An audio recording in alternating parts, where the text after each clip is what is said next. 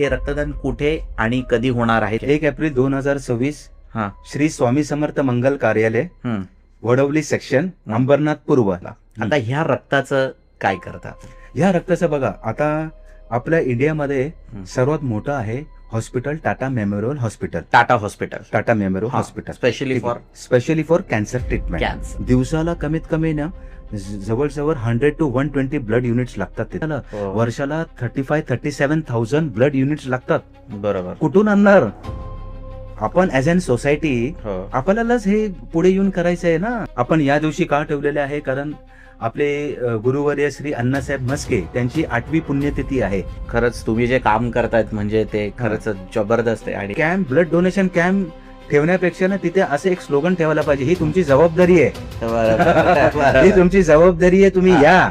Shri Swami Samarth. Shri Swami Samarth. Jai Anna. Jai Anna.